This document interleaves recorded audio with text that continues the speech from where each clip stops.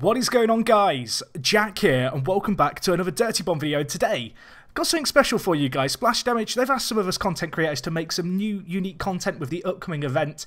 And today, I'm joined by a very special guest to talk all about the brand new Merc coming into DirtyBomb Turtle. Special guest, do you want to kind of give yourself a little bit of an introduction to the people at home? Hey everyone, my name is Sven. I'm a game designer at Splash Damage, and I'm working currently on finalizing Turtle. Excellent. So, Sven, you are obviously fairly new in the world of Splash Damage, and we talked a little bit before we came live all about Turtle. Obviously, he is coming into the game now. When you first started on Turtle, I've got to start with this. What was like the biggest challenge when you sat down day one and Turtle was sat in front of you? It was actually the first day I was actually getting all the feedback together from the old Turtle version that has still a solid shield. And we figured out that it actually doesn't work out that way that we have planned it. And therefore we then started designing around this energy shield, what still allows us for a more dynamic gameplay instead of blocking players and slowing down the gameplay too much. I was going to say, I feel like if he still had the solid shield, that there would be videos of people grouping up as like a team and trying to pen in their teammates in different areas. That was always kind of one of my concerns with the solid design. So you kind of mentioned how obviously Turtle Shield, for people who don't know, it went from being this solid shield to being this kind of energy shield that we see now. During that kind of initial kind of conception kind of phase, you know, in terms of the shield, was there any crazy off-the-wall unique ideas that you were kind of experimenting with that are drastically different to what we see now? Actually not. We have right from the start decided that we want to go for a more conventional approach. So no fancy dome kind of shield, just a normal straight shield that actually blocks damage from the front, but is still vulnerable from damage from the top and from behind. I was going to say, DirtyBomb's quite unique in that regard. There's not many first-person shooters where you get so many different abilities that deal direct damage from above. So I assume that kind of with the shield, that was a very conscious decision to make sure it wasn't protecting anyone from artillery strikes or anything like that. Yes, exactly. So could you talk a little bit about the augments? Obviously, we see with a lot of the different engineers, they kind of have, you know, their unique augments. Bushwhacker has lock-on, which obviously helps with his turrets. Fletcher has stuff like lock-on for his sticky bombs specifically. And I know Turtle's got a few. Do you want to kind of give people just a brief introduction to those unique augments? So actually for Turtle, we have two really special augments. One is already in the game that is called Steady. Steady increases the health of the shield from currently 500 to 600, what basically means another nader nade or another grenade, or it simply also means that it takes longer for Molotov to destroy the shield. On the other hand, we have Extender. Extender increases the size of the shield by 20%, and this allows players to block choke points more efficiently. What is especially useful for new players, because they most likely still don't know how to place the shield at the right positions, at the right angles. And so this is in overall more forgiving, while as soon as you're more experienced with Turtle, it most likely makes sense to go for Steady, because then you've already figured out in which angles you have to place actually the shield to make it work and be really efficient. Yeah, it's quite interesting. I really like the idea of Extender with the bigger shield, because there are some areas where you have to be unbelievably precise with the shield to kind of cover the entire doorway, and so having the two options is really nice. And I feel like, you know, as you said, that extra nade, it really does make a big difference on the shield health. We should kind of mention that numbers are always subject to change, but I believe at least going into launch, the shield is going to have 500 health, and so that extra kind of, you know, nader, I feel like that makes an unbelievably big difference, particularly at the higher levels of play. And that kind of leads me into what I'd like to talk to you a little bit more about, which is actually the shield itself. Obviously, it's a unique mechanic in DirtyBomb. We've not seen it before. And it's kind of weird in the sense that multiple shields are obviously going to be more effective. And kind of in the competitive scene, you know, in pugs and stuff, it's very much agreed, you know, we'll play one of each Merc, so you don't have any of this stacking. So are there issues, I guess, with this kind of ability where it does stack in public play, where you're not going to have the one Merc limit rule? Does that kind of impact how you have to design things and approach things? Obviously, the shield itself, it stacks. It's very powerful if there's more than one of them. What unique challenges perhaps does this ability present that isn't around with other abilities, and how do you combat those? The shield health in general was a big problem at the beginning. As we said before, the shield now has 500 HP. When we started testing Turtle, the shield had still 1000 HP. And stacking obviously several shields became a problem. So it was really tricky to find the right sweet spot and go down as much as possible while still being effective. But it was always important for us that when we tested, that we always tested with like 2 turtle shields or even 3 turtle shields at both sides to actually make sure that the experience works for public play and at the end also for rank play at some point when Turtle gets introduced in the future. Yeah, of course, as you said, like Turtle is not going to be available in rank play immediately. I do think it's a really interesting discussion actually with Turtle, the real challenge of getting that sweet spot, because you don't want him to be the Merc that's picked on every single objective and every single point, because really the shield should be, it should have its really strong areas on maps, but at the same time you don't want it to become the kind of just the meta as such that's just used everywhere. And I guess for you guys at Splash Damage, it's really going to be important that at least over the initial few weeks, kind of keeping an eye on those numbers, make sure that he's not doing anything too crazy that he shouldn't be doing. Obviously, a little bit before your time, he had the Phantom situation, an interesting few weeks in the world of DirtyBomb, where Phantom, he was a little bit crazy.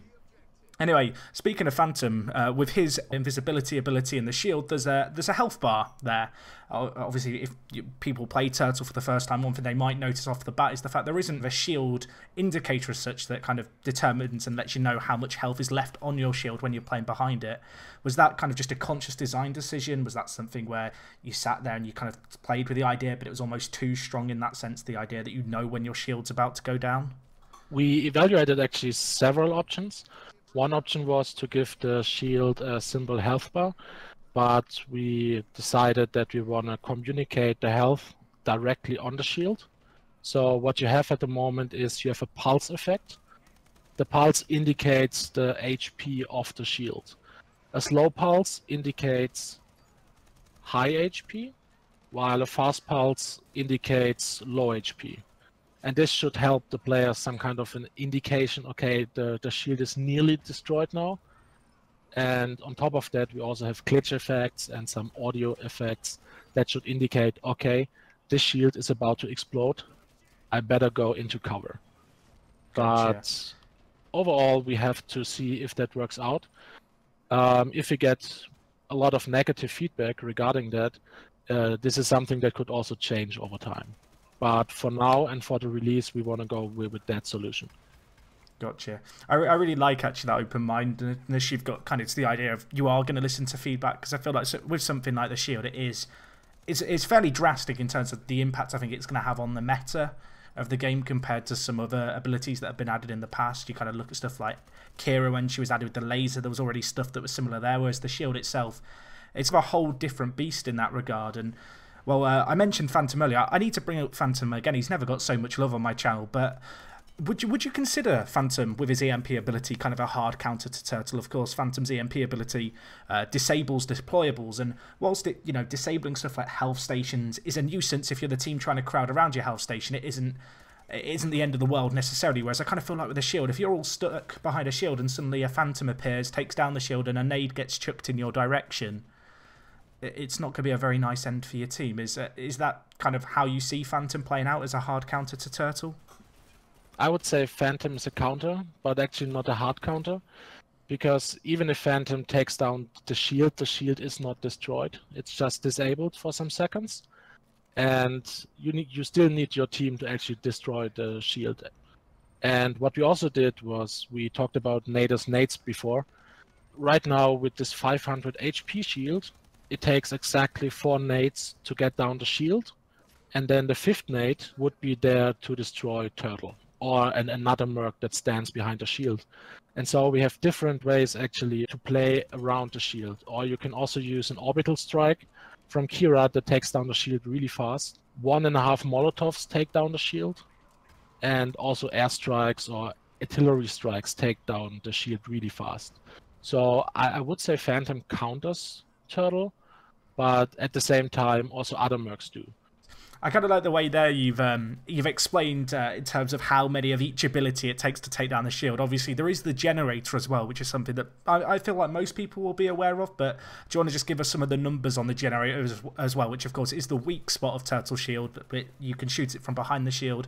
Also, when it's being deployed, and as you mentioned, if Phantom's EMP's up, it then leaves obviously this generator exposed.